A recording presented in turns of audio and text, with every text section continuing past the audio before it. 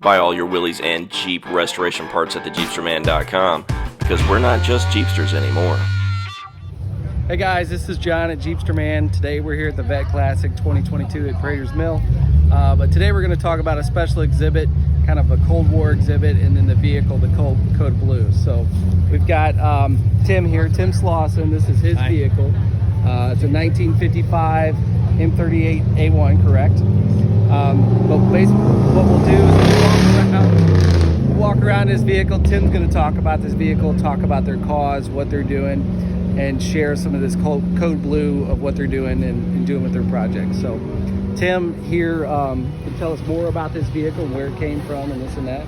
We first got the idea to really buy a Jeep was when I was working with another volunteer club, with the Military Vehicle Club, and really wanted to get a vehicle that I could in turn restore.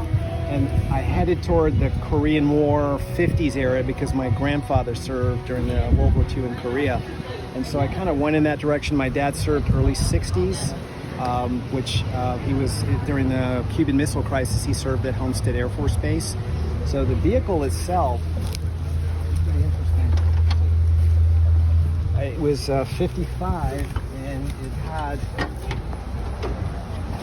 One of the things that I didn't want to do was restore it to museum quality, because I don't want to replace every part. So I left as much original, and if it breaks, I replace it.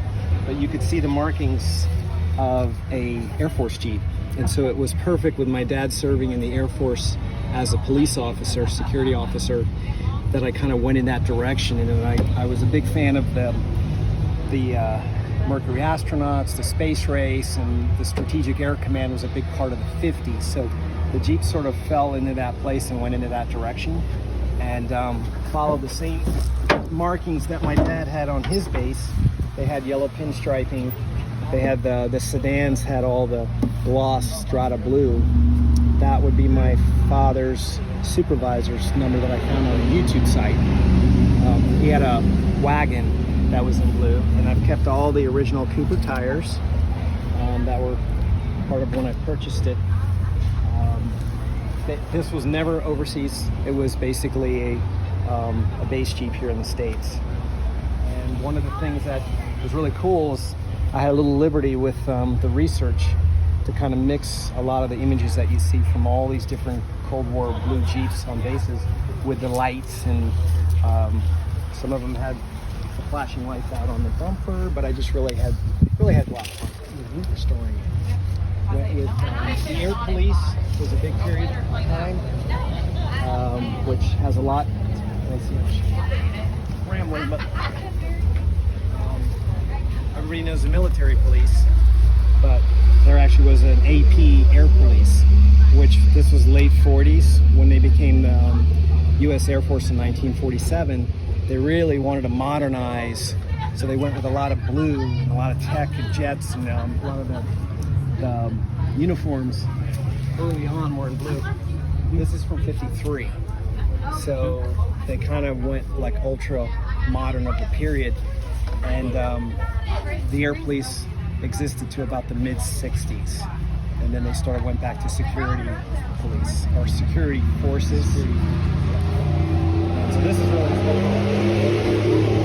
A lot of the World War II period gear all went into the blues, like all of that changed into more of a blue material. So they kind of kept a little bit of the World War II clothing, but they sort of tried to modernize it. And the Jeep itself runs really well. It's a F-124 Hurricane engine from Willys. The data plate is still on there. We got the original data plate on this. So if we zoom in, you can probably edit it down. What can you tell us? So like, I can tell just looking at the body, what was the condition when you got it in body-wise? It was basically in really good condition, although it had a really bad OD paint layer over it. Okay. Very little rust, but it was really banged up. Yeah. A lot of usage markings and indentations. So I had it professionally painted, and they smoothed a lot of that out. A lot of it's still behind there because they bonded it. But the inside, if you look at it, pretty raw. Yep. I didn't want to lose that kind of old motor pool look. Yep. All of that's still fairly raw. and some of it isn't restored to perfect tech specs, but I don't care. Right. It's really for people to enjoy, pile in, take photos. Yeah, so that's something to mention. Like, we just got done. You can see all the props and stuff he's got here, and the helmets and everything. So we have hats and helmets for the kids to wear Yep. and kind of get some period. Pile in. I had the Marine group kids all pile in for a great photo. It was awesome. Yep. I kind of added a little bit more to it to give it a little bit more kick, but that is actually 1960s fire truck issue beacon. Okay. So I didn't want to get into a lot of sirens and noises, but that's original. Trying to see if there's anything else I can show. What about the wheels? Can you tell us anything about these Actually, wheels? it's interesting because they're not original to the vehicle. Okay. When I bought the vehicle, they were the M151 Mutt. Yeah, rims. that's what I was like. These look like. Yeah, so okay. I didn't know that when I bought it. Right. I fell in love with them. I get a lot of slack for that. People say those aren't original, they should be changed. However, when this is moving down the road and you've got all this going on, again, my original intent was parade Jeep, display. Right. I didn't really get into this level when I first got to Jeep. You know, drive to Starbucks, drive around town. So I fell in love with those wheels, and I don't want to change them because when they're moving down the road, they look really, really cool. Sure. And so, not being a museum quality, and that doesn't really motivate me. Right. It's really to teach history, get people excited about the Jeep culture, about history of military Jeeps, and just enjoy it. And what about, so if people want to find out more information about Code Blue, where can they go? We have a site that you can follow. It just started about 6 months ago. It's called the Code Blue Collective, and it teaches you that the Jeep is a mascot for Cold War history from late 40s to probably the 80s. Yeah. It just really brings a lot of technology to things that have happened. Current issues might come in, but I haven't really gone there yet. I've been trying to stay. Yeah. And we'll bring in, one of the things I'm doing now is I'm founding Cold War toys, Jeeps, military vehicles, and I'm starting to create a display that you can see a little bit here where we're trying to create a little bit more interest too. And there were period times where this is from the 60s. Yep. That's more modern, but that's the Tomcat. And I don't have them here at this moment, but I've got a lot of really cool pieces, and I've got even old 50s Cold War Life magazines and things that I'm really trying to get people interested in, whatever interests them in the history through the display. Okay. And just having a lot of fun. Yeah.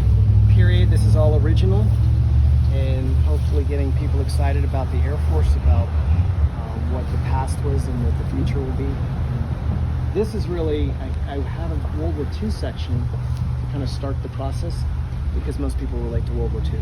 Right. So this gives me a chance to take from what would have been like late 30s technology of leather, in a matter of 10, 15 years, it went to this. This is The really Nomex. It went, Yeah. Well, not Nomex itself. They didn't have that Okay. yet. But this is 1953. Okay. And so people think, okay, from World War II to Korea, Right. there's no middle. There really is. Yeah. And so that's really the mission, is just have a lot of fun with it. Sure. And drive the Jeep when I can, and Yep. teach people a little about that period of time. All right. Well, I think that should be it. We just thank you guys for watching, and come check out Code Blue. You guys know it's got a website and such, you can find them, and thanks for watching. To get a free copy of the Willys and Jeep Restoration Parts catalog from the Jeepsterman, go to www.thejeepsterman.com and order your free copy today.